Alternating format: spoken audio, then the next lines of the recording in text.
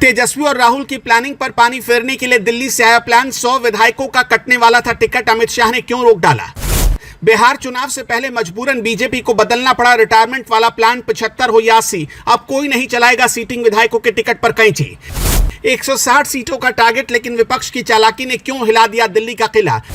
युवा गुस्से को भुनाने की राहुल तेजस्वी की कोशिश ने अमित शाह को चेकमेट कर दिया। बस इतना समझ लीजिए कि इस विधानसभा चुनाव में बीजेपी को हार का डर ऐसे सताने लगा है जिससे उसने अपने ही फॉर्मूले को नजरअंदाज करने का फैसला किया है।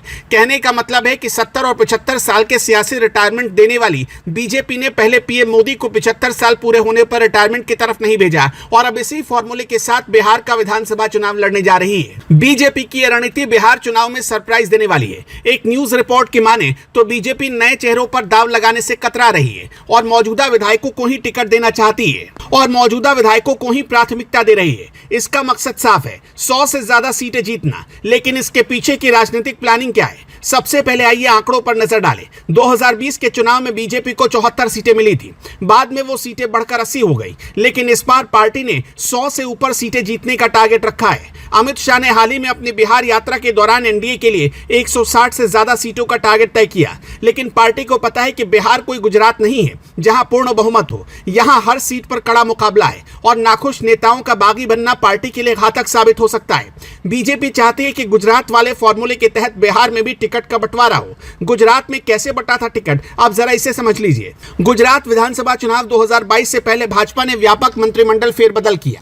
पार्टी ने अपने 108 में से 45 विधायकों के टिकट काट दिए, जिनमें वरिष्ठ नेता और मंत्री भी शामिल थे। ये कदम सत्ता विरोधी लहर से निपटने के लिए उठाया गया। इसी तरह 2019 लोकसभा चुनाव से पहले छत्तीसगढ़ में भाजपा ने अपने सभी मौजूदा सांसद बदल दिए। दोनों ही रणनीतियां सफल साबित हुई और भाजपा को इसका चुनावी लाभ मिला। रिपोर्ट में एक बीजेपी नेता का हवाला देते हुए बताया गया कि गुजरात मॉडल यहां लागू नहीं हो सकता क्योंकि उम्र कोई बड़ी समस्या बिहार में नहीं है। बीजेपी के 80 मौजूदा विधायकों में से सिर्फ 2 ही 75 साल से ऊपर के, इसलिए जोखिम कम करने के लिए पुराने चेहरों पर भरोसा करने पर पार्टी आगे प्लान कर रही है। अब बात सियासी प्लानिंग की। पिछले हफ्ते बीजेपी की कोर ग्रुप बैठक में उम्मीदवारों की सूची पर मोहर लगाई गई। अमित शाह ने 26 और 27 सितंबर को पटना में कोर कमेटी के साथ बैठक की, जहां चुनावी पर्यवेक्षकों से फीडबैक लिया गया। इस बैठक में गुजरात की तरह बड़े बदलाव पर विचार हुआ, लेकिन बिहार की जटिलताओं को देखते हुए सिर्फ 15 से 18 सीटिंग विधायकों के टिकट कटने की संभावना है। धर्मेंद्र प्रधान को बिहार चुनाव प्रभारी बनाया गया, जो हरियाणा और ओडिशा में अपनी सफलता के दम पर यहां उतरेंगे। उनका फोकस सीट बंटवारे पर है। एनडीए में बीजेपी 101 से 104 सीटें लड़ना चाहती है, जबकि जेडीयू को 102 से 104 सीटें मिलेगी। यह फॉर्मूला लगभग फाइनल हो चुका है। नीतीश कुमार का रोल इसमें बहुत अहम है। 5वीं बार मुख्यमंत्री बनने की होड़ में वो जेडीयू के 45 विधायकों में से आधे को बदल सकते हैं। बीजेपी को उम्मीद है कि हाल की योजनाएं जैसे महिलाओं के लिए नई स्कीम और वंचित वर्गों को राहत सत्ता विरोधी लहर को कम करेगी।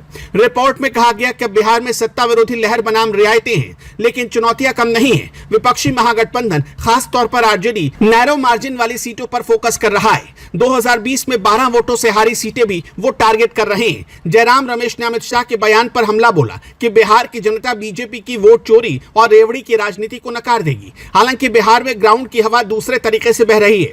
बेरोजगारी और पलायन बिहार के वोटर के मूड पर हावी हो रहे। एक हालिया सर्वे में एनडीए को फायदा तो दिखा, लेकिन युवाओं में असंतोष साफ है। प्रशांत किशोर की जन स्वराज पार्टी 40-20 का फॉर्मूला लाई है, जो हिंदू मुस्लिम वोटों की जोड़ी को टारगेट करेगी। इससे त्रिकोणीय मुकाबला बन रहा है। बीजेपी की रणनीति में अवैध घुसपैठियों पर हमला भी शामिल है। नरेंद्र मोदी ने रैली में महागठबंधन पर आरोप लगाया कि वो घुसपैठिए बसाते हैं। यह मुद्दा सीमांचल और कोसी क्षेत्र में वोट ट्रांसफर कर सकता है। विपक्ष की ओर से तेजस्वी यादव युवा गुस्से को भुनाने की कोशिश में है। महागठबंधन सीट शेयरिंग में उलझा है, लेकिन वो 100 सीटें लक्ष्य कर रहा है।